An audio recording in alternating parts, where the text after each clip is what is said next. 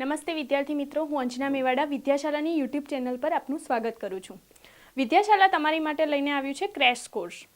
ધોરણ 10ના ક્રેશ કોર્સની અંદર આપનું બાયોલોજી એટલે કે જીવ વિજ્ઞાનનો પોર્શન છે, એમાંનું ચેપ્ટર આજે આપણે ભણવા જઈ રહ્યા છીએ. ચેપ્ટરનું નામ છે આનુવંશિકતા. આનુવંશિકતા શબ્દ પરથી પહેલાં તો તમને સમજાવું કે આનુવંશિકતા કોને કહે છે. આનુવંશિકતા એટલે કે પેઢી દર પેઢી વારસાગત લક્ષણોનું વહન થવું, એને આનુવંશિકતા કહે છે.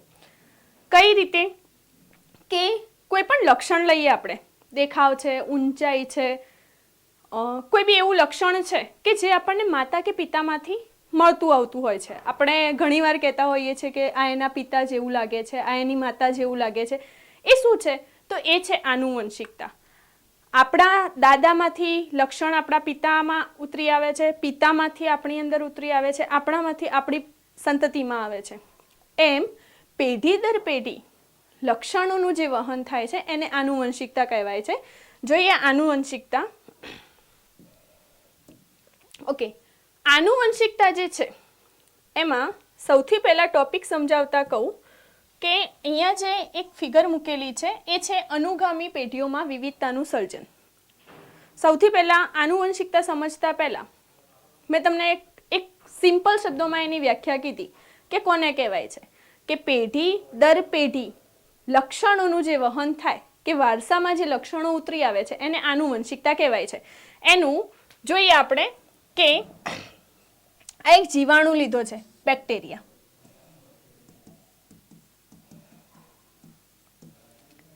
એક બેક્ટેરિયામાંથી આ એની બે સંતતિ બને છે.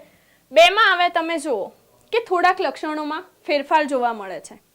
મોસ્ટલી એના જે પિતૃ પેઢી છે એના લક્ષણો ઉતરી આવે છે. તો હવે આપણે એ સમજવાનું છે, બની શકે કે એક પેઢીમાં લક્ષણ છે, વચ્ચેની પેઢીમાં એ ન ઉતરી આવે, પણ એના પછીની પેઢીમાં પિતૃ પેઢીનું લક્ષણ ઉતરી આવવાની સંભાવના રહે છે. અહીંયા આગળ આપણે જોઈએ અનુગામી પેઢીઓમાં વિવિધતાનું સર્જન.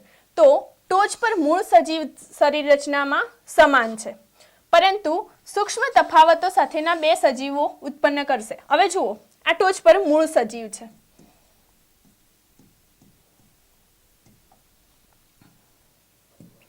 આ જે મૂળ સજીવ છે એ શરીર રચનામાં સમાન, જો એનું બોડી સ્ટ્રક્ચર જે છે એ સમાન છે, પરંતુ સૂક્ષ્મ તફાવતો સાથેના બે સજીવો ઉત્પન્ન કરે છે. કયા કયા સૂક્ષ્મ તફાવતો જોવા મળે છે? તો આ જુઓ, આટલા સૂક્ષ્મ તફાવતોમાં એ શું કરે છે? પોતાના જેવા સજીવો ઉત્પન્ન કરે છે. તેમાંથી દરેક ત્યારબાદ આગામી પેઢીમાં બે સજીવોને જન્મ આપશે. આને બે આપ્યા, હવે આ બંને જે છે એ બંને જે છે એ ફરીથી એમના જેવા બીજા બે સજીવોને જન્મ આપે છે. તો આ પ્રથમ પેઢી, આ દ્વિતીય પેઢી અને આ તૃતીય પેઢી થઈ. હવે તમે જુઓ, શરીર રચના તમામની સમાન છે, પણ એની અંદર ક્યાંક સૂક્ષ્મ ફેરફારો જોવા મળે છે. તો નીચેની હરોળના ચાર સજીવો દરેક એકબીજાથી ભિન્ન હશે. હવે આ ચાર જે છે એ ચારે ચાર એકબીજાથી કેવા છે? ભિન્ન છે. શરીર રચના સેમ છે, તમે જુઓ, પણ દરેકમાં થોડોક ડિફરન્સ છે. અહીંયા છે, આ છે, બરાબર, આ છે, આવા ભિન્ન હશે, બરાબર. આમાંના કેટલાક તફાવતો અનન્ય હશે, જ્યારે અન્ય તેમના સંબંધિત પિતૃઓ પાસેથી વારસામાં મળશે, જેઓ એકબીજાથી અલગ હતા. હવે જુઓ, એમના કેટલાક લક્ષણો જે છે એ પિતૃમાંથી મળે છે. દાખલા તરીકે આનું ઉદાહરણ લઈએ તો એમની પિતૃ પેઢીમાંથી મળ્યું, બરાબર. પણ આ જે ફેરફાર છે એ પેઢીમાં નવો આવ્યો છે, બરાબર.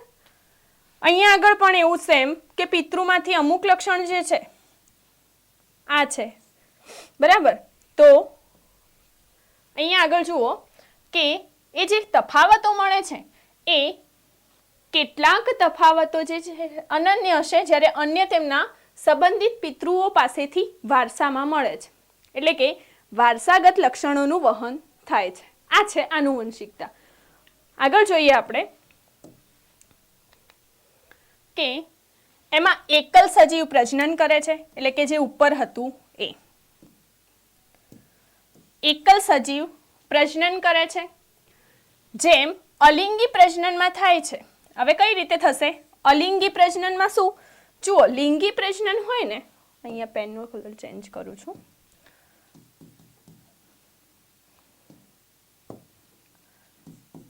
લિંગી પ્રજનન હોય ને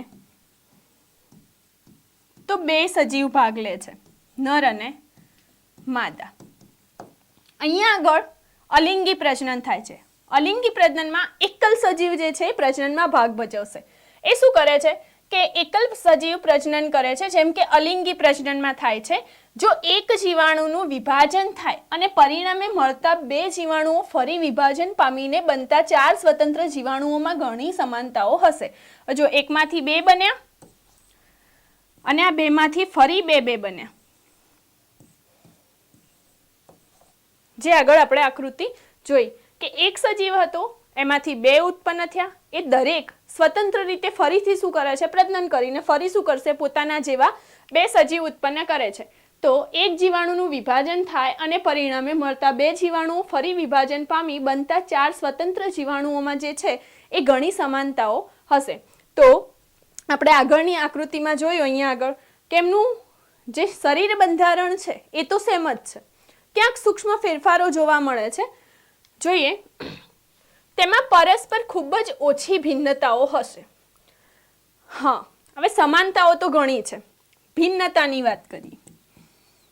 ભિન્નતા કહીએ, ભિન્નતા એટલે આનુવંશિકતાથી અલગ, આનુવંશિકતાનું વિરોધી, કે પેઢી કરતા ક્યાંક જે અલગ તફાવત તરી આવે છે એને આપણે ભિન્નતા કહીએ છીએ.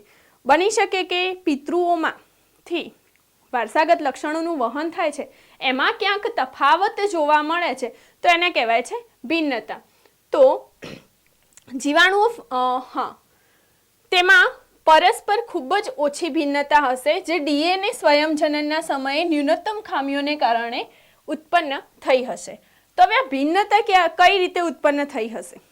ભિન્નતા પણ ક્યાંક હતી, તો એ ભિન્નતા થવાનું કારણ શું? તો જ્યારે એકમાંથી બીજો સજીવ બને છે ત્યારે ડીએનએનું સ્વયંજનન થાય. આપણને ઓબ્વિયસલી ખબર છે કે એક સજીવમાંથી બીજો સજીવ ઉત્પન્ન થવા માટે ડીએનએનું સ્વયંજનન થાય છે. ડીએનએ બેવડાય છે, ડીએનએની કોપી બને છે. એ દરમિયાન કોઈ ખામી સર્જાઈ હશે ને તો એ સજીવમાં શું જોવા મળશે? તો ભિન્નતા જોવા મળે છે. ક્લિયર છે કે આનુવંશિકતા તો જોવા મળશે, પણ ક્યાંક ડીએનએ સ્વયંજનન વખતે ન્યૂનતમ ખામી સર્જાશે તો શું જોવા મળે છે? ભિન્નતા જોવા મળે છે. આગળ વાત કરીએ આપણે આનુવંશિકતાની. આનુવંશિકતા મેં તમને સમજાવી દીધું, હું વ્યાખ્યા લખી દઉં છું કે પેઢી દર પેઢી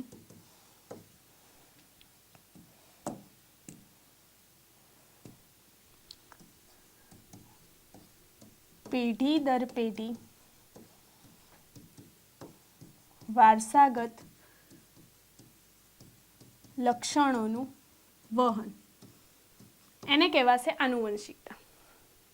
આપણે નોર્મલી એવા ઉદાહરણ આપતા હોઈએ છીએ કે આમના ઘરમાં બધા ઊંચા છે, આમના ઘરમાં બધા પતલા છે, આમના ઘરમાં બધા બોડીમાં છે, આમના ઘરમાં બધા વ્હાઈટ છે, આમના ઘરમાં બધા શ્યામ છે. ક્યાંક ને ક્યાંક એ આનુવંશિકતા છે. પછી આપણને એ પણ ખબર છે કે એક સિમ્પલ ઉદાહરણ આપણે જોતા આવ્યા છીએ કે કાનની બૂટ જે છે અમુક લોકોની આ રીતે છૂટી હોય છે, અમુકની જોડાયેલી હોય છે. તો એ પણ એક આનુવંશિક લક્ષણ છે. તો આનુવંશિકતા તમે સમજી ગયા કે પેઢી દર પેઢી વારસાગત લક્ષણોનું વહન જે થાય છે એને કહેવાય છે આનુવંશિકતા. ઓકે, આનુવંશિક લક્ષણો સમજવાના છે. આનુવંશિક લક્ષણોનું મેં તમને અત્યારે ઉદાહરણ આપ્યું હતું. જોઈએ કે આ બંનેની અંદર કાનની બૂટ જે છે, દાખલા તરીકે આ ફેસ છે, ફેસથી કાનની બૂટ આ રીતે મુક્ત હશે અથવા ફેસથી કાનની બૂટ આમ જોડાયેલી હશે. સમજજો, કાન એટલે કે કાનમાં એ પાછું કર્ણપલ્લવની વાત છે. આ જે કર્ણપલ્લવ છે એ અહીંયાથી મારે મુક્ત છે. અમુક લોકોને કેવું હોય છે કે આમ જોડાયેલી હોય છે. તો જોઈએ, મુક્ત કર્ણ પલ્લવ અને જોડાયેલ કર્ણ પલ્લવ. સમજી ગયા હશો તમે, આ મુક્ત છે, મુક્ત કર્ણ પલ્લવ, અને આ છે જોડાયેલ કર્ણ પલ્લવ. ઓકે, કર્ણ પલ્લવ એટલે કે આપણો જે આ બાહ્ય કર્ણનો ભાગ છે એને આપણે કર્ણ પલ્લવ કહીએ છીએ. એનું જોડાયેલું હોવું કે મુક્ત હોવું એ આનુવંશિક રીતે લક્ષણ ઉતરી આવે છે. જોઈએ, કાનના તલસ્થ ભાગને કર્ણ પલ્લવ કહે છે, જે આપણા કેટલાકના શીર્ષની સાથે જોડાયેલ હોય છે અને અન્યમાં જોડાયેલ હોતા નથી. મુક્ત અને જોડાયેલ કર્ણ પલ્લવ બે વિવિધતા માનવ વસ્તીમાં જોવા મળે છે. આ આનુવંશિક લક્ષણોમાં આપણે લઈ શકીએ એને. તો કેટલાકમાં કેવું હોય છે, મુક્ત હોય છે, કેટલાકમાં જોડાયેલી હોય છે. ઓકે, હવે આપણે અત્યાર સુધી વાત કરી આપણી એટલે કે માનવીની વાત કરી, બરાબર. હવે આનુવંશિકતામાં સૌથી મહત્વનો ફાળો જે છે એ છે ગ્રેગર જ્હોન મેન્ડલનો.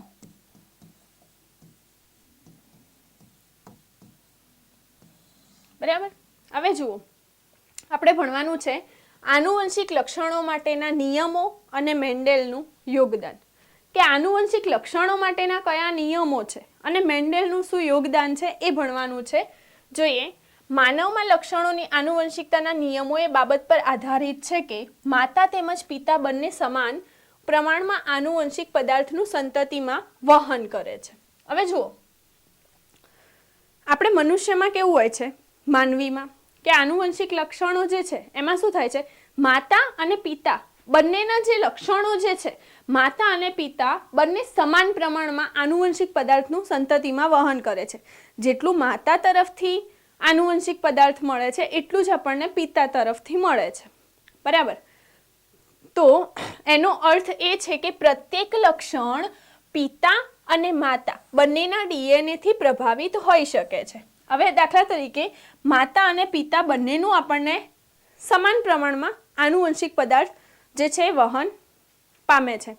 તો એનો અર્થ શું થશે, એનો મતલબ એવો થશે કે માતા અને પિતા બંનેના ડીએનએથી પ્રભાવિત થઈ શકે છે.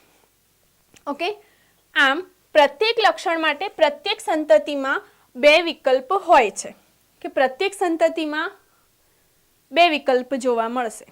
યા તો એ માતાનું લક્ષણ હશે યા પિતાનું લક્ષણ. બરાબર. કેમ કે કયું પ્રભાવી થાય છે, મળે છે આપણને બંનેના લક્ષણો, માતા અને પિતાના જે છે લક્ષણો. ઇન શોર્ટ હું એવું કહું છું કે આનુવંશિક પદાર્થનું સમપ્રમાણમાં વહન થાય છે. કોની અંદર? પિતૃમાંથી સંતતિની અંદર. પિતૃમાં પિતૃમાં માતા અને પિતાના ડીએનએ એટલે કે આનુવંશિક પદાર્થનો સમાવેશ થાય છે.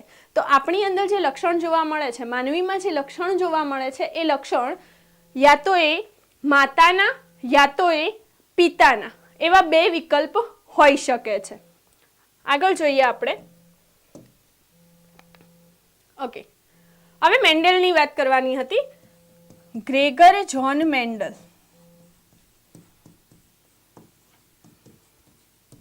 એમનો જનીન વિદ્યામાં બહુ મોટો ફાળો છે. એટલા માટે એમને જનીન વિદ્યાના પિતા તરીકે ઓળખવામાં આવે છે. ક્વેશ્ચન આવી શકે છે કે જનીન વિદ્યાના પિતા કોને કહેવાય છે? તો જનીન વિદ્યાના પિતા જે છે ગ્રેગર જ્હોન મેન્ડેલ છે. જોઈએ, મેન્ડેલે વટાણાના છોડના અનેક વિરોધાભાસી દેખાતા લક્ષણોનો ઉપયોગ કર્યો. હવે જુઓ, સિમ્પલ શબ્દોમાં હું તમને સમજાવું કે મેન્ડેલે શું કર્યું હતું. આનુવંશિક લક્ષણો ઉપર એમને કઈ રીતે અભ્યાસ કર્યો હતો. તો એમણે શું કર્યું કે છોડ લીધા વટાણાને એનું વૈજ્ઞાનિક નામ છે પિઝમ સેટાઇવમ.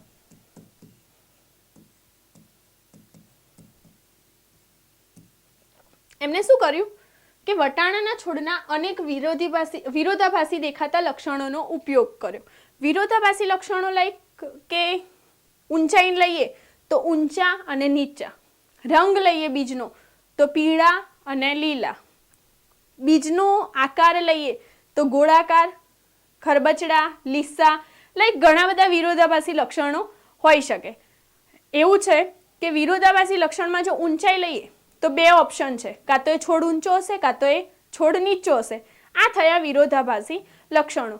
તો મેન્ડેલે શું કર્યું કે વટાણાના છોડના અનેક વિરોધાભાસી દેખાતા લક્ષણોનો ઉપયોગ કર્યો. ઉદાહરણ તરીકે ગોળાકાર બીજ અને ખરબચડા બીજ, કે ગોળ બીજ હોય અથવા ખરબચડા બીજ હોય.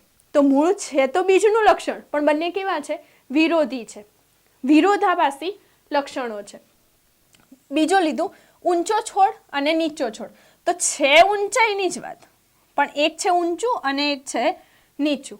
તો આ પણ કેવા લક્ષણો થયા? એ પણ થયા વિરોધાભાસી લક્ષણો. પછી વાત કરીએ સફેદ પુષ્પ, જાંબલી પુષ્પ. તો પુષ્પનો રંગ જાંબલી પુષ્પ, જાંબલી રંગના પુષ્પ અને સફેદ રંગના પુષ્પ. આ રીતે એમને વિરોધાભાસી લક્ષણો લીધા. એક જ વનસ્પતિના વિરોધાભાસી લક્ષણોનો એમને અભ્યાસ કર્યો. જોઈએ, તેમણે ભિન્ન લક્ષણોવાળા વટાણાના છોડને લીધા, જેમ કે એક ઊંચો છોડ અને એક નીચો છોડ. એમાંથી એમને પસંદ કર્યું ઊંચાઈના લક્ષણને આધારે એક ઊંચો છોડ અને એક નીચો છોડ. હવે જુઓ, એમને ઊંચા છોડ લીધા જે છે કેપિટલ ટી, કેપિટલ ટી. નીચા છોડ લીધા સ્મોલ ટી, સ્મોલ ટી. એમને શું કર્યું કે આ છોડ વચ્ચે સંકરણ કરાવ્યું, ઊંચા અને નીચા. આ છે પિતૃ પેઢી, બરાબર? એક ઊંચો છોડ છે, એક નીચો છોડ છે, પિતૃ પેઢી છે. એનું સંકરણ કરાવ્યું તો એમને બધી સંતતિ ઊંચી પ્રાપ્ત થઈ. કેવી મળી? Capital T, small T. તેના સંકરણથી પ્રાપ્ત બાળ પેઢીમાં ઊંચા તેમજ નીચા છોડની ટકાવારીની ગણતરી કરી. હવે કઈ રીતે કરી તો જોઈએ. એમને શું કર્યું? ઊંચા અને નીચા છોડ લીધા. તો એમને જે પ્રથમ પેઢી મળી, એટલે કે આ છે પિતૃ પેઢી, આ મળી એમને F1 પ્રથમ પેઢી. એમને બધા જ કેવા લક્ષણો મળ્યા? બધા જ કેવા છોડ મળ્યા? બધા ઊંચા મળ્યા. તેમ છતાંય કે એક નીચો છોડ હતો તોય એમને શું થયું કે પ્રભાવી લક્ષણવાળા છોડ પ્રાપ્ત થયા.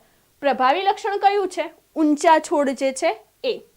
તો પ્રભાવી લક્ષણવાળા બધા જ છોડ મળ્યા, એટલે કે કેવા? બધા ઊંચા મળ્યા. પછી એમને શું કર્યું કે આ જે F1 મળી છે એનું સ્વફલન કરાવ્યું, એટલે કે ઊંચા છોડનું ઊંચા છોડ સાથે સ્વફલન કરાવ્યું. ત્યારે એમને રેશિયો જે મળ્યો એ આ રીતનો મળ્યો કે 75% ઊંચા છોડ મળ્યા અને 25% નીચા છોડ પ્રાપ્ત થયા. એ કઈ રીતે હું તમને સમજાવું છું. ઓકે, પહેલા આ જોઈ લો તમે કે ઊંચા છોડ કેપિટલ ટી, સ્મોલ ટીનું સ્વફલન કરાવ્યું. આપણે એવું યાદ રાખવાનું છે કે F1 પેઢીનું સ્વફલન કરાવ્યું, તો આ જે F2 પેઢી મળી એમાં મળ્યા કેપિટલ ટી,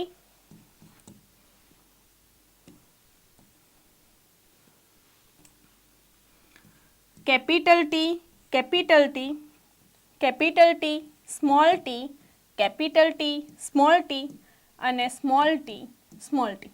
એટલે આ બધામાં એક એક પ્રભાવી જનીન ઊંચાઈનું છે. એટલે 75% છોડ કેવા મળ્યા એમને? ઊંચા મળ્યા અને 25% નીચા છોડ મળ્યા. સિમ્પલ ભાષામાં એવું પણ કહી શકીએ કે 1/3 ઊંચા છોડ પ્રાપ્ત થયા અને 3/4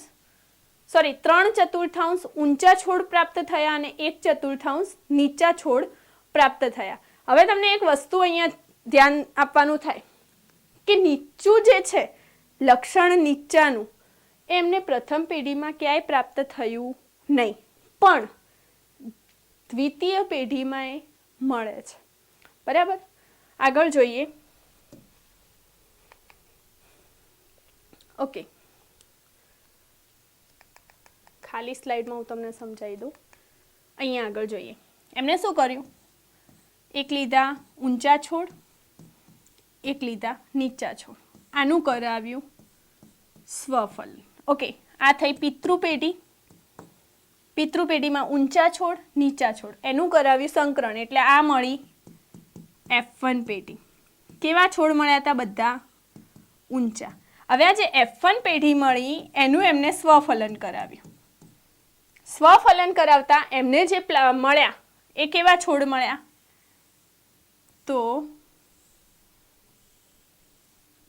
આ રીતે થશે, capital T capital T, capital T small T, capital T small T અને સ્મોલ ટી સ્મોલ ટી. એટલે કે આ ત્રણ જે છે એ તો ઊંચાઈનું લક્ષણ, વધારે ઊંચા છોડનું એટલે કે ઊંચાનું લક્ષણ પ્રાપ્ત કરે છે, એટલે આ મળે એમને ઊંચા છોડ, જ્યારે આ મળે એમને નીચા છોડ.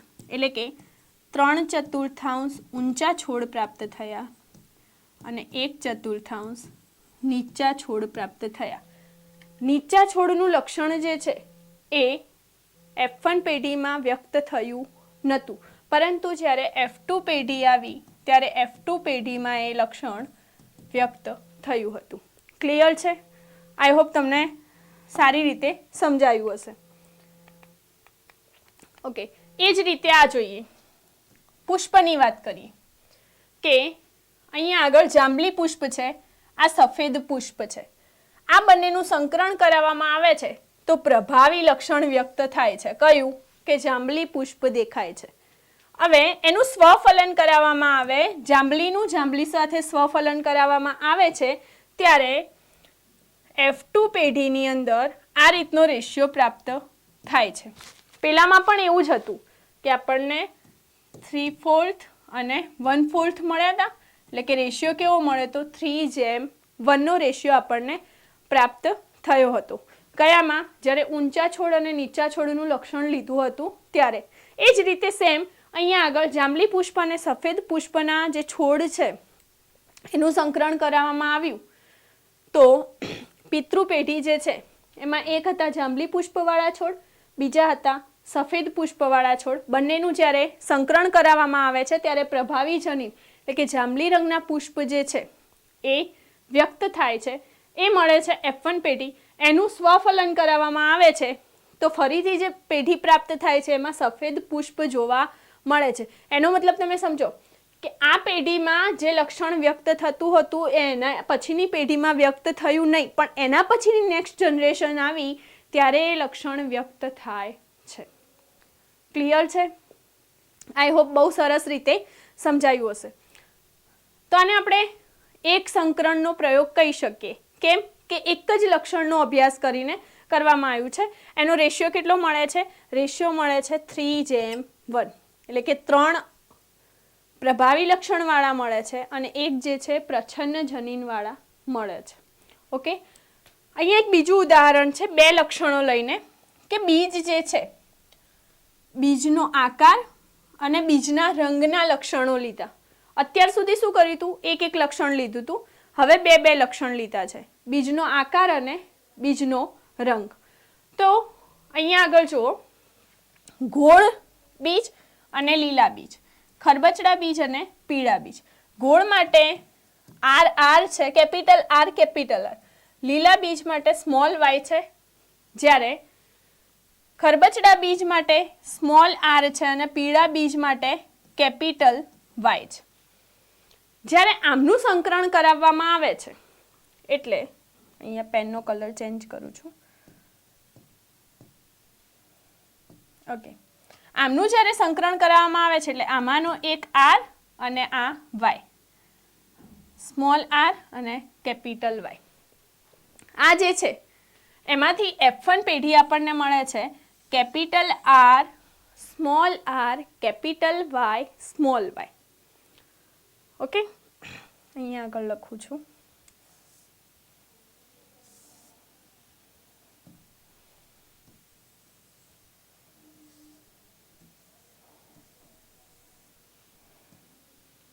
Okay, capital R, small y, cross small r, capital Y, બરાબર. હવે આમાંથી કેપિટલ R, સ્મોલ y, અહીંયાથી જન્યુ મળે છે સ્મોલ r, કેપિટલ Y. હવે આપણને અહીંયા મળે છે capital R, small r, capital Y, small y. બરાબર. આ થઈ F1 પેઢી. આ એના જન્યુઓ કહેવાય. આ છે પિતૃ પેઢી. અહીંયા લખું છું પિતૃ પેઢી કઈ છે, જે લક્ષણોને લીધા છે એ. અહીંયા આગળ કેપિટલ આર જે છે એ ગોળ બીજ માટેનું લક્ષણ છે. ઓકે, તો જો એના જે જન્યુઓ છે એનું આ F1 પેઢી મળી, આ છે F1. હવે F1 નું શું કરવાનું છે? સ્વફલન કરવાનું છે. એટલે કે આ F1 નું સ્વફલન કરાવતા આપણને કઈ રીતનું મળે છે જોઈએ. આનું સ્વફલન કરાવવાનું છે તો આપણને જે પ્રાપ્ત થશે એ capital R, capital Y, capital R, capital Y, capital R small Y, small R capital Y અને સ્મોલ આર સ્મોલ વાય. હવે જુઓ આ જે ચાર પ્રાપ્ત થાય છે. હવે અહીંયા થશે F2 પેઢી. F2 પેઢીમાં અહીંયા આગળ આ જે મળે છે ને અહીંયા દર્શાયા છે capital R capital Y, capital R small Y, small R capital Y, small R small Y. અહીંયા સેમ એઝ ઇટ ઇઝ જે અહીંયા છે એ જ અહીંયા લખ્યા છે. હવે અહીંયા આગળ શું કરવાનું છે? તો તમારે આ જે ખાના જે ક્રોસ થાય છે એ અહીંયા લખવાના છે જન્યુઓ.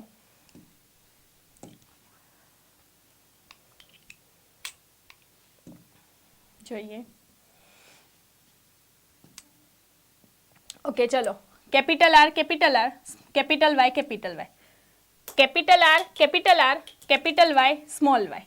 આ કેપિટલ વાય છે, આ સ્મોલ વાય છે. Capital R small R, capital Y capital Y. આની વાત છે. અહીંયાની વાત કરીએ તો capital R small R, capital Y small Y. Clear? અહીંયા આગળ capital R capital R, capital Y small Y. આ રહ્યા કેપિટલ આર સ્મોલ વાય. તમારે શું કરવાનું છે? આ એટલે કે આ અને આ એ બંને લક્ષણો અહીંયા પ્રભાવિત થશે. અહીંયા capital R capital Y small Y, capital R small Y small Y. એ જ રીતે capital R capital Y capital Y, capital R small Y small Y, small R capital Y capital Y, small R capital Y small Y, capital R capital Y small Y, capital R small Y small Y, small R capital Y small Y. અને ચારે ચાર small છે એટલે કે small R small Y small Y. હવે અહીંયા આગળ હું તમને સમજાવું કે જ્યાં આગળ પ્રભાવી જનીન વ્યક્ત થતા હોય ત્યાં બધા મળશે આપણને પીળા અને ગોળ. પ્રભાવી એટલે કયા? એક તો આ અને એક આ. ઓકે, જોઈએ.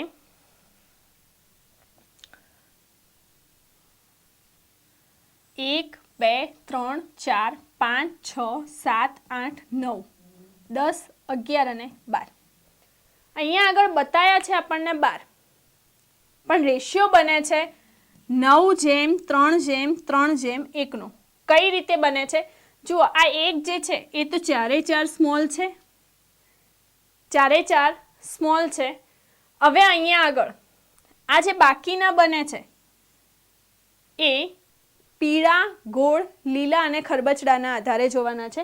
જે આપણને એક મળે છે આ એ તો ચોખ્ખું દેખાય છે કે ખરબચડો અને લીલો રંગ મળશે. કેમ મળશે?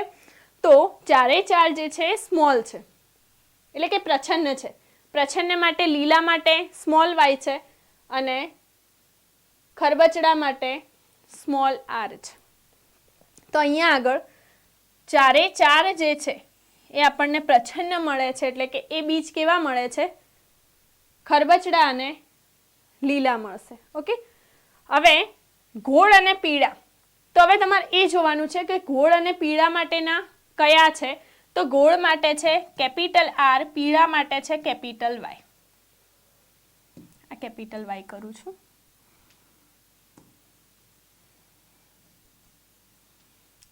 હવે બંને જેટલામાં હાજર છે એવા ગણીએ આપણે 1 2 3 4 5 6 7 8 અને 9. આ 9 એવા છે કે એમાં ગોળ માટેનું લક્ષણ ગોળ માટે પણ છે અને પીળા માટેનું પણ જવાબદાર છે. એટલે એવા આપણને કેટલા મળે છે? 9 મળે છે. જોઈ લો, કેપિટલ આર અને કેપિટલ વાય બંને હાજર હોય એવા કેટલા છે? તો 1 અહીંયા લખું છું, 1 2 3 4 5 6 7 8 અને 9. આ 9 એવા છે કે જેની અંદર ગોળ બીજ અને પીળા બીજ મળે છે, એટલે કે જે પ્રભાવી જનીન છે એની અંદર હાજર જોવા મળે છે.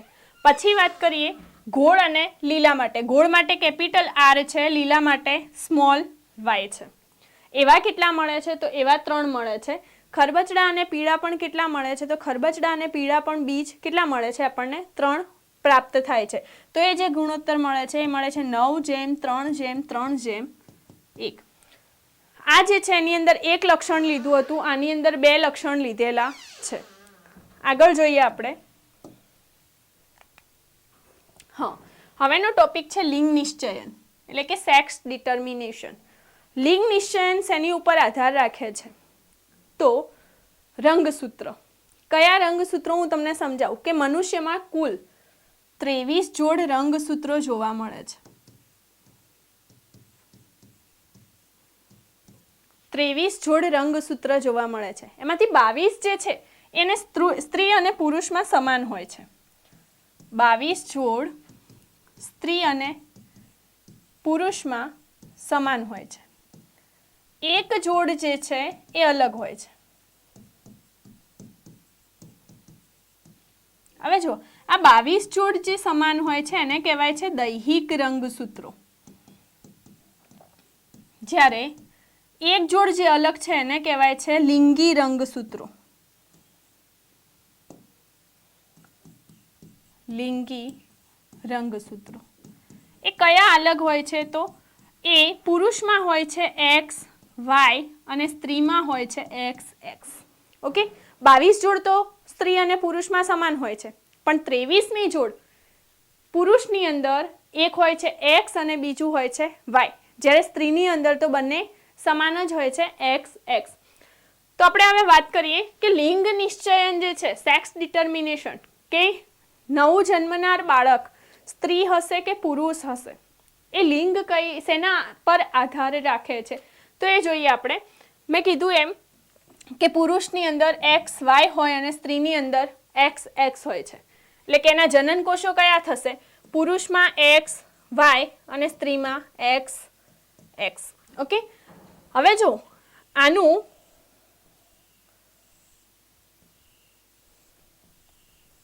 ઓકે, હવે આપણને એક તો વસ્તુ ખબર છે કે સ્ત્રીની અંદર તો બંને એક્સ છે, પુરુષની અંદર એક એક્સ છે અને એક વાય છે.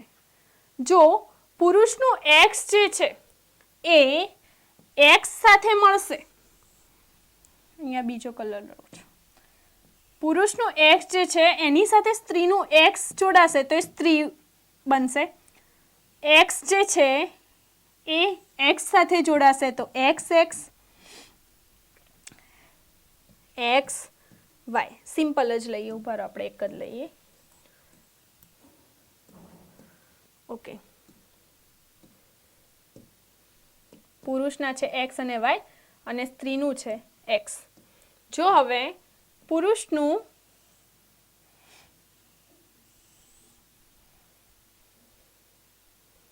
ઓકે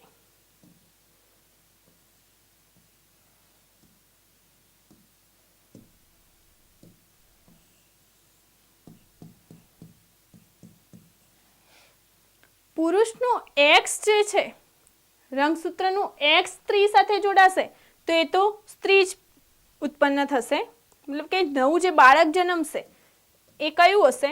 સ્ત્રી હશે.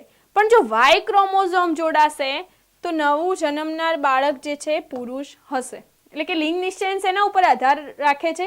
તો પુરુષના વાય ક્રોમોઝોમ પર.